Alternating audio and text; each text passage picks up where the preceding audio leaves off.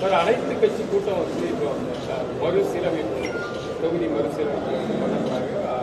March நீங்களும் கலந்துக்கிட முடியும். இன்னும் நிறைய புதிய தமிழக கட்சிகள்லாம் கலந்துக்கிட முடியும் சொல்லியிருக்காங்க.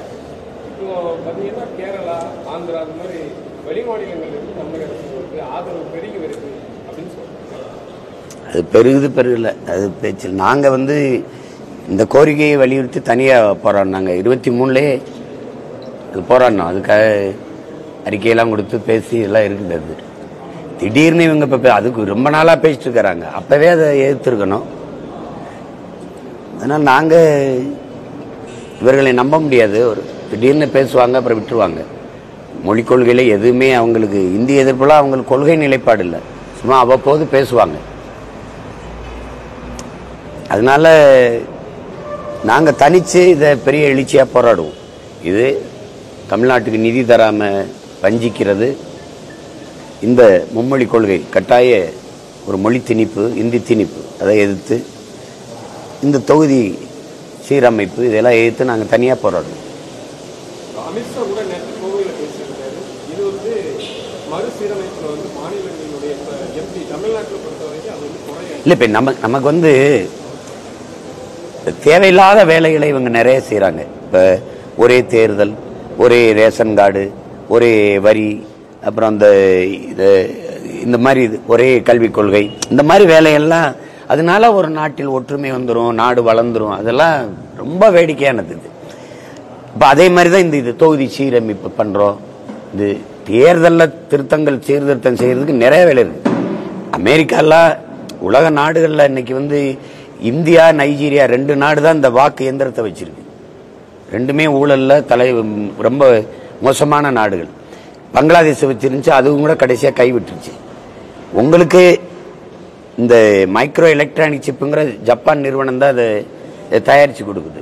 அப்போ அந்த நாடே இதை பயன்படுத்துறது இல்லை. நீங்கள் அமெரிக்கா, நீங்கள் மனித கழிவை வந்து எந்திரத்தில் அள்ளுது, வாக்குச்சீட்டில் போடுது. அதுவும் 50 மாகாணங்களும் ஒவ்வொரு மாகாணத்துக்கு ஒரு நேர வித்தியாசம் இருந்தும் கூட அது வாக்குச்சீட்டில் பதிவு செஞ்சு அன்னைக்கு இரவே எண்ணி அது சொல்லிடுது. நீங்கள் டிஜிட்டல் எண்ணியல் இந்தியான்னு வச்சுக்கிட்டு இந்த இதை வச்சுக்கிட்டு 10 நாள் 42 நாள்லாம் பாராளுமன்ற தேர்தலில் பெட்டி முடங்கி கிடந்ததை நீங்கள் பார்ப்பீங்க.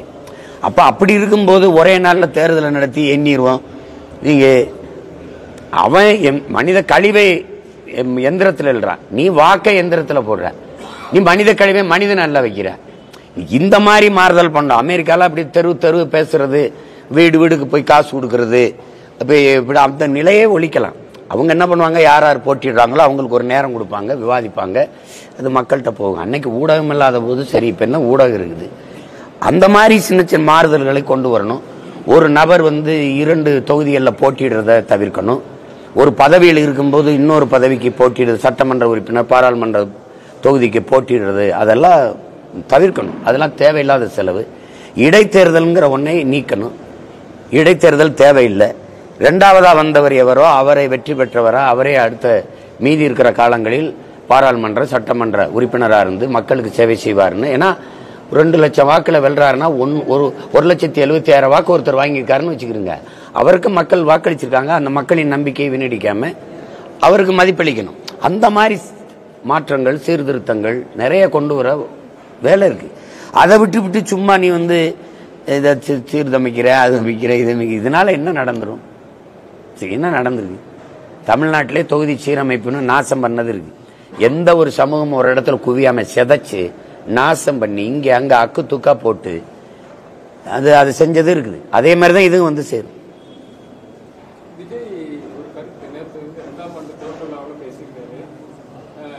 எல்கேஜி யூகேஜி பசங்க மாதிரி நிதியை பெறுறதுல வந்து சண்டை போடுறாங்க.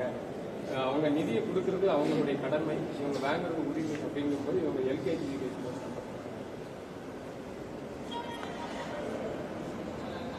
இல்லை பொதுவாகவே நீங்கள் பார்த்தீங்கன்னா நீண்ட காலமே இந்த இந்திய ஒன்றியத்தை ஆளுகிற எந்த கட்சி ஆட்சியுமே இந்த தமிழ்நாடுனாவே அவங்களுக்கு அவ்வளோ ஒரு வெறுப்பு இருக்கும். நம்மளுடைய வளத்தை எடுத்துக்கிடுவாங்க, வரியை எடுத்துக்கிடுவாங்க, எல்லாத்தையும் எடுத்துக்கிடுவாங்க. ஆனால் நம்மளுக்கு நம்ம உரிமைன்னு வரும்போது அதை முற்றுமுழுதாக நிராகரிப்பாங்க. இவங்களில் காங்கிரஸ் ஆளுகிற காலத்தில் கூட பேரிடர் காலங்களில் நம்ம ரொம்ப தானே புயல், ஓகி புயல், இப்படி எத்தனையோ இதெல்லாம் நம்ம சிக்கி தவிச்சிருக்கோம். அந்த காலங்களில் கூட நமக்கு பேரிடருக்கான உரிய நிதியை அவங்க தந்ததில்லை. அப்போ அந்த மாதிரி இதில் நம்ம அப்படி இருக்கும்போது நம்மளுடைய வரி வருவாயை எடுத்துக்கொள்றதுல அவங்களுக்கு தொடர்ச்சியாக நம்ம எந்த தடையும் இல்லாமல் பங்களிப்பை செஞ்சுக்கிட்டு தான் இருக்கோம். அப்போ திட்டமிட்டு நிராகரிப்பாங்க. இப்போ உரிமையை, நதிநீர் உரிமை காவிரியிலேருந்து நமக்கு பெற்றுத்தரதுல கூட பார்த்தீங்கன்னா ஒன்று காங்கிரஸ் இல்லை பாரதிய ஜனதா, ரெண்டு தான் ஆளுதாங்க. ஒரு இந்திய இறையாண்மை, தேசிய ஒருமைப்பாடு இதையெல்லாம் பேசுகிற ஒரு கட்சி, தேச ஒற்றுமையை பேணுகிற கட்சி, அது பாதுகாக்கணும்னு நினைக்கிற கட்சின்னா அந்த இரண்டு மாநில மக்களுக்கும் பாதிப்பு இல்லாமல் உரிய நதிநீரை பங்கிட்டு கொடுக்கறதுக்கு முதன்மை அமைச்சரோ அல்லது நீர்வளத்துறை அமைச்சரோ உட்கார்ந்து அந்த மாநில முதல்வர்கிட்ட பேசி உரிய நீரை பங்கிட்டு கொடுக்கணும். உச்சநீதிமன்றம் தீர்ப்பு சொன்னபோது கூட ஏற்க மறுக்கிற அரசுக்கு இவங்க என்ன நடவடிக்கை எடுக்கிறாங்க? ஒன்றும் இல்லை. பிரதமர் பேசுறாரு, தண்ணிக்காக கூட்டணியில் இருக்கிற ரெண்டு கட்சிகளும் அடிச்சுக்கிறாங்கன்ற. இது ஒரு பொறுப்புமிக்க நாட்டின் முதன்மை அமைச்சர் பேசுற பேச்சா? அது பாருங்க. நாங்க நர்மதாவில் எந்த பிரச்சனையும் இல்லாமல் பிரிச்சுக்கிறோன்றாரு. அது மாதிரி தானே நீங்க தலையிட்டு இதையும் பிரிச்சு கொடுக்கணும்.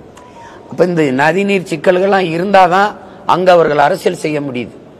காவிரியில தண்ணி கொடுங்க தமிழர்களுக்கு பாரதிய ஜனதா பேசுமானால் காங்கிரஸ் வெல்லும், காங்கிரஸ் பேசுமானால் பாரதிய ஜனதா வெல்லும். ஆனால் இங்க இந்த கட்சி தலைவர்கள் இது எந்த உரிமைக்கும் பேச மாட்டாங்க. நம்ம வாழ்க்கை பத்தி இவங்க கொல்லப்பட பாட்டம், மீனவர் கைதோ மீனவர் படுகொலையோ எதுக்குமே. ஆனா வாக்குக்கு மட்டும் வாசல்ல நின்றுவாங்க. இது ஒரு கொடுமை தான். அது நீண்ட காலமா நடக்குது. இப்ப இதை நான் என்ன நினைப்பேன்னா, இந்த அரசு தராதது. ஏன்னா அது இங்க இந்த தமிழ்நாடு ஒரு பொருட்டா நினைக்காது. அது கூட்டணி வச்சு இப்ப பீகாருக்கு அது முன்னுரிமை கொடுக்க காரணம் நிதிஷ்குமார் ஐயா தயவுல தான் ஆட்சி நடக்குது. ஆந்திராவுக்கு கொடுக்கும்னா அது ஐயா சந்திரபாபு நாயுடு தயவு தேவைப்படுது. இப்ப நம்ம அங்க உங்களுக்கு ஒண்ணும் இல்லை, அதனால அது வெறுப்பை காட்டுது. அதை நம்ம தமிழ் மக்கள் மனதில் வச்சுக்கிட்டு வஞ்சித்து தேர்தல் களத்தில் வீழ்த்தணும். நீதானே எனக்கு உரிய நீதியை தர மறுத்த அப்படின்ட்டு நம்ம மக்களுக்கு அந்த விழிப்புணர்வோ அந்த ஏதோ இல்லை. அது ஒரு சிக்கல். இவங்க இவ்வளவு பெரிய அதிகாரம், ஒரு மாநில அதிகாரம், 40 நாடாளுமன்ற உறுப்பினர் வச்சிருக்காங்க, இங்க 39 வச்சிருக்கிறாங்க. புதுச்சேரியில இவங்க உறுப்பினர் தான். அப்படி இருக்கும்போது இவங்க சண்டையிட்டு வாங்காம இங்க எங்களுக்கு நீதி தரலன்னு புலம்பிக்கிட்டு இருக்கிறதுக்கு ஒரு அதிகாரம் இருக்கு சொல்லுங்க. அது என்ன முடிவெடுத்தாலும் மக்கள் அவர் கூட நிக்க போறாங்க. நாங்க எங்க மாநில வரியை உனக்கு தர முடியாது, இல்லதானே? வெள்ளக்காரங்காலத்துல தான் வரி கூடாத இயக்கம் நடத்த முடியுமா என்ன? நீ எனக்கு உரிய நிதி, நாங்க இதுக்காக போராடி சுதந்திரம் பெற்றோம், நாங்க தூக்குல தொங்கணும், சிறைப்பட்டோம், செக்கிழுத்தோம், மிதிப்பட்டு எங்க முன்னோர்கள் இவ்வளவு ரத்தம் சிந்தி போராடியது உனக்கிட்ட அடிமையா இருக்குதானா? அத சண்டை போடணும் இவங்க போட மாட்டாங்க. அதைத்தான் அவர் தம்பி சொல்றார், சிறுபிள்ளைய சண்டை மாதிரி இருக்குதுன்னு சொல்றாரு.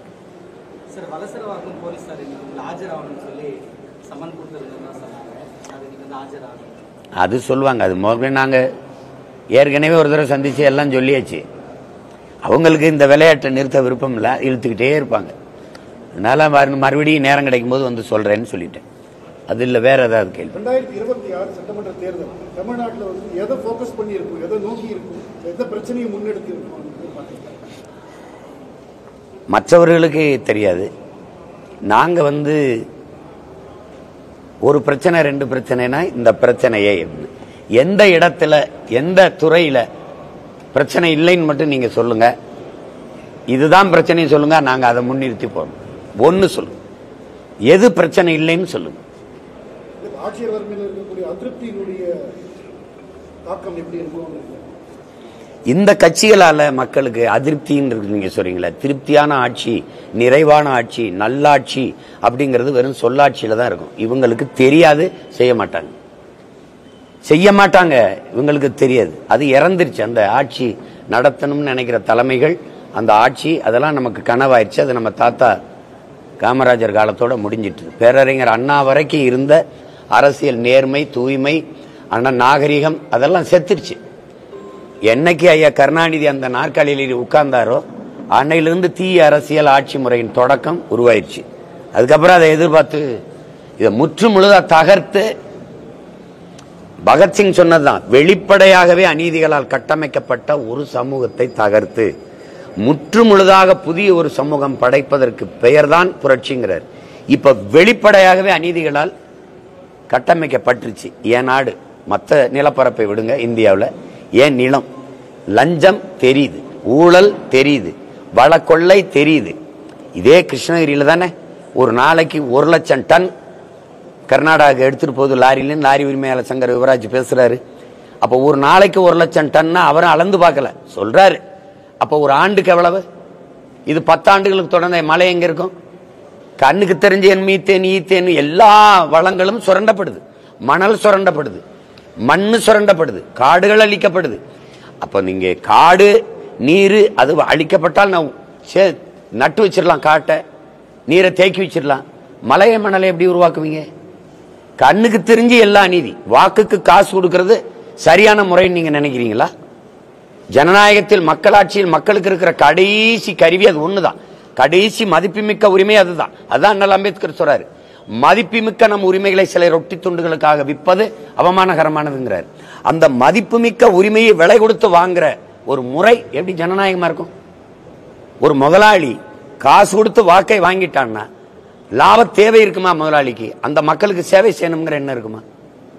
அப்ப இந்த அமைப்பே தப்பா இருக்கு. அப்ப எல்லா இடங்களுமே அநீதி. பள்ளிக்கூடத்துக்கு பிள்ளை அனுப்ப முடியாது, அது ஒரு பையன் தொந்தரவு பண்ணல, வாத்தியாரே தொந்தரவு பண்றாரு.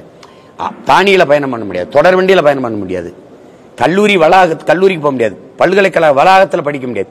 எல்லாமே பிரச்சனை. நாடே எப்படி சொல்றது, வளங்கள் நிறைந்த நிலம், நீதி அறம் இதெல்லாம் சார்ந்து வாழ்ந்த ஒரு நிலம் போதை நிறைந்த நிலமா மாறிடுச்சு. எங்க போதை இல்ல? மது கடைகள்ல மட்டும் இல்ல, வழிபாட்டு தலங்களின் வாசல்கள்ல, வளாகங்கள்ல, பள்ளி கல்லூரிகள் வளாகங்கள்ல, அது தின்பண்டம் மிட்டாய் வடிவத்தில், இனிப்பு வடிவத்தில், என்ன சொல்றது, கஞ்சா சாக்லேட் விற்குது. என்னுடைய சகோதரர்கள், என்னுடைய உறவினர்கள், என்னுடைய தம்பி தங்கைகள் எல்லாம் அதில் வேலை பார்க்குற பிள்ளைகள், பள்ளிக்கூட ஆசிரியர்களா எல்லா பிள்ளைகளும் இந்த கஞ்சா, இந்த போதை இனிப்பு இந்த மிட்டாயை சாப்பிட்டுட்டு வருதுங்க. பெற்றோர்கிட்டே நம்ம புகார் அளிக்க முடியல. கண்டிச்சா என் பிள்ளைய நீ எதுக்கு கண்டிக்கிறாங்கன்னு கேட்குறாங்க. அவங்க இப்போ இது எப்படி சரி பண்றதுன்னு நம்ம கிட்ட முறையிடும்போது ரொம்ப கஷ்டமா இருக்கு. நீங்க பார்க்கலையா டாஸ்மாக் கடைகளில் சீருடையோட பிள்ளைகள் போய் வாங்கி குடிக்கிறது, சின்ன சின்ன குழந்தையெல்லாம் குடிக்கிறத பார்க்கலையா? மது குடிக்கிறது, இந்த மாதிரி இதெல்லாம் ரொம்ப இப்போ ஒரு தகுதியா மாறிட்டதை நீங்க பாக்குறீங்க. இப்போ அந்த மாதிரி சமூகம் ரொம்ப தப்பாயிருச்சு. நீங்க இப்ப பாத்தீங்கன்னா புஷ்பான்னு ஒரு படம் ஓடுது. அந்த படத்துல செம்மரக்கட்டையை வெட்டி விற்கிறது தப்பு. ஆனா வெட்டி விற்கிறது கடத்துறவன் கதாநாயகன். அதை தடுக்க போராடுற காவல்துறை இருக்காங்க, அவன் வில்லன். அந்த வில்லன் தற்கொலை பண்ணி செத்துறதா படம் வருது. அப்ப நல்லவன் இந்த குற்றத்தை தடுக்க போராடுகிற காவல்துறை தோத்து செத்து போகுது. இந்த குற்றவாளிகள் அவன் கதாநாயகனா சமூகத்துக்கு போற்றப்படுறான் அப்படின்னா எப்படி கட்டமைக்கப்படுது சொல்லுங்க? எப்படி கட்டமைக்கப்படுது? அரசு அறிவை வளர்க்கும் கல்வியை தனியாருக்கு விற்க கொடுத்துருச்சு, உயிரை காக்கும் மருத்துவத்தை தனியாருக்கு விற்க கொடுத்துருச்சு, சாலை ஓடுதல் பராமரித்தலை தனியார் கொடுத்துருச்சு, ஒரு இடம் விட்டு இடம்பெயர்ற போக்குவரத்தை தனியார் கொடுத்துருச்சு. அது விண்ணூர்ல இருந்து தொடர்வண்டியிலிருந்து எல்லாம். நாட்டின் பாதுகாப்பு ராணுவத்தையே தனியாற்ற கொடுத்துருச்சு. 100 விழுக்காடு அந்நிய முதலீடை கொண்டு வரலான்னு இருந்துச்சு. சீருடை ஒருத்தன் தைக்கிறான், உணவு ஒருத்தன் பரிமாறான். உங்களுக்கு விளங்குதுன்னு நினைக்கிறேன். எல்லாமே போயிட்டது. இது எல்லாத்தையுமே கொடுத்துருச்சு இந்த நாடு. மின் உற்பத்தி விநியோகம் தனியா இருக்கு, சூரிய ஒளி மின்பூங்கா தனியா இருக்கு, காற்றாலா தனியா இருக்கு, எல்லாம் தனியா இருக்கு. ஆனா சாராயம் மட்டும் அரசு விக்குது அப்படின்னா எவ்வளவு பெரிய கொடுமை இருக்கு பாரு. இது அநீதின்னு நீங்க நினைக்கிறீங்களா இல்லையா? எந்த ஒரு வேலையாவது பணியிட மாற்றமா, பணி நியமனமா, இல்ல பணி உயர்வா பணம் கொடுக்காம உங்களால சாதிச்சிட முடியும்னு யாராவது சொல்லு. நேர்மை. கோயில் கருவறையில இருந்து கல்லறை வரைக்கும் காசு இருக்கு. நீங்க சிறப்பு தரிசனம் வேணுமா காசு கொடுக்கணும், நீங்க பிரசவ அறையா காசு கொடுக்கணும். அப்ப எல்லாமே பணம் பணம் பணம்னு.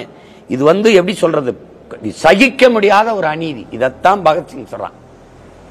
விடுதலை இந்தியாவில் இல்ல, அடிமை இந்தியாவில் சொல்றான். வெளிப்படையாகவே அநீதிகளால் கட்டமைக்கப்பட்டுருச்சு. உங்களால ஊழல் லஞ்சம் இருக்குன்னு தெரியும், தடுக்க முடியுமா? உங்களால வழக்கொள்ளை இருக்குன்னு தெரியும், தடுக்க முடியுமா? முடியல பாருங்க, முடியல. அப்ப என்ன செய்யறது? இந்த சமூகத்தை தகர்க்கணும்டாங்கிறான். புதுசா வேற சமூகம் கட்டணும். ஒரே தீர்வு புரட்சி தான், ரெவல்யூஷன் தான். அது ஒன்னாலதான் தலைகள் மாற்றத்தை ஏற்படுத்த முடியும். சீர்திருத்தம் வேற, புரட்சி வேற. சீர்திருத்தம் என்பது இந்த கட்டடத்துக்கு வெள்ளை அடிப்பது, இந்த ஜன்னலை மாத்தி வேற ஜன்னல் வைப்பது, இந்த கதவு சரியா இல்லைன்னு மாத்திட்டு வேற செப்பனிடுவது சீர்திருத்தம். இந்த கட்டடத்தை இடிச்சிட்டு வேற கட்டடம் விருப்பம் போல நல்ல கட்டடம் கட்டுவதுங்கிறதா புரட்சி. இங்க எல்லாமே தப்பா இருக்கு. இந்த அமைப்பு, நான் அமைப்பு தப்புங்கிறேன். அத ஐயா ரஜினிகாந்த் போன்றவர்கள் சிஸ்டம் ராங்குங்கிறாங்க ஆங்கிலத்தில். அதுதான் இங்க இருக்கிறது. இந்த முறையில் நல்ல அரசியல் என்பதோ நல்ல ஆட்சி என்பதோ கனவிலும் கனவு. இது சாத்தியம் இல்லை. அப்போ ஒண்ணுதான், இலங்கையில வந்தது, பங்களாதேஷில் வந்தது, இங்க வருமானு கேட்காதீங்க, வருது, வரும், காத்திருங்க. இந்த பக்கத்தில் இங்க நடந்தது அது ட்ரெய்லர் தான். பங்களாதேஷ் இலங்கையின் முன்னோட்டம் தான். ஆனா மெயின் பிக்சர் இருக்குல்ல, அது இங்கதான் ஆரம்பிக்க போகுது. ஏன்னா அது ஒரு மாநில அளவு தான். அது ஒரு மாநில அளவு தான். இது 29 நாடுகள். என்ன ஆகும்னு பாருங்க. இலங்கையில 3 விழுக்காடு தான் ஜனதா வித்தி பிரமாண வாக்கு வச்சிருந்துச்சு. எத்தனை விழுக்காடு? 3. 50 விழுக்காட்டுக்கு மேல வாக்கை பெற்று இன்னைக்கு அதிபராயிருக்காரு அவர். அப்படின்னா அந்த நாடு தலைகள் மாற்றத்தை கண்டுச்சு. அது மாதிரி ஒரு பெரிய மக்கள் புரட்சி இங்க உருவாகும். எப்படி உருவாகும் கேளுங்க. 1 லட்சம் போராட்டங்களுக்கு நாங்க கடந்த 3 ஆண்டுகளில் அனுமதி கொடுத்திருக்கோம்னு சட்டசபையில மாண்புமிகு ஐயா தமிழக முதல்வர் அவர்கள் பேசினது இருக்கு. 1 லட்சம் போராட்டங்கள்னா 1 லட்சம் பிரச்சனைகள் மக்களுக்கு இருக்குது. இன்னும் இருக்குது. அரசுக்கே பிரச்சனை இப்ப போராடுது. பார்த்திருக்கீங்க, இப்ப பாக்குறீங்க. உங்களுக்கு நீதி தர மாட்டேங்குதே, தொகுதி சீரமைப்புன்னு பாதிப்பு பேர். அப்ப நீங்களே வர்றீங்க, களத்துக்கு வர்றீங்க. இப்ப 1 லட்சம் பிரச்சனைகள் அங்கொன்றுமா சிறு சிறு நெருப்பு துண்டுகளாக எரிஞ்சு கொண்டு இருக்குது, கனண்டு கொண்டு இருக்குது. ஒரு நேரத்தில் படக்குன்னு இந்த நெருப்புகள் ஒன்றிணையும் போது அது பெரும் தீயா, புரட்சி தீயா பற்றி எரியும். அப்ப இவர்கள் எவர்களும் எதிர் நிற்க முடியாது. அன்னைக்கு ஒருத்தன் அதுக்குள்ள இந்த நெருப்புல இருந்து ஒருத்தன் வருவான். அவன் அன்னைக்கு நீங்க பார்க்கதான் போறீங்க. இப்ப நான் பேசுனதெல்லாம் சும்மா எல்லாம் விளையாட்டு பேசிட்டு இருக்கேன்னு நினைக்கிறீங்க. நீங்க காத்து விற்கப்படும் சொன்ன நீங்க யாரும் நம்பல. இதெல்லாம் நடக்கும் சொன்ன யாரும் நம்பல. இதை நீங்க நம்புங்க, நடக்கும். இவங்க அதை நோக்கித்தான் கொண்டு போயிட்டு இருக்காங்க. இதை பற்றி மக்களுக்கு 100 விழுக்காடு கல்வி கொடுக்கணும், பசிங்கிற சொல்லு இல்லாம ஒழிக்கணும், ஏழ்மை வறுமையை ஒழிக்கணும், படித்த இளைஞர்களுக்கு வேலை வாய்ப்பை பெருக்க கொடுக்கணும். அதை பற்றி யோசிக்காம இதுல சீர்திருத்தம் பண்றேன். அதாவது இந்த சாலையில் நீங்க போகும்போது டேக் டைவர்ஷன் பாருங்க, இப்படி டேக் டைவர்ஷன், இப்படி திரும்பு அப்படின்னு. அது மாதிரி இந்த பிரச்சனை ஒன்னொன்னையும் தள்ளி திருப்புறது. இப்ப கால் மேல கால் போட்டு செய்தித்தாள் படிச்சுட்டு இருப்பாரு முதலாளி. நான் இங்க நிற்கும், ரொட்டி துண்டு தட்டில் இருக்கும், எடுத்து இப்படி வீசுவார். அது போய் எடுத்துக்கிட்டு இங்க வந்து நின்று மறுபடியும் வாலாட்டம், இந்த பக்கம் வீசுவார்.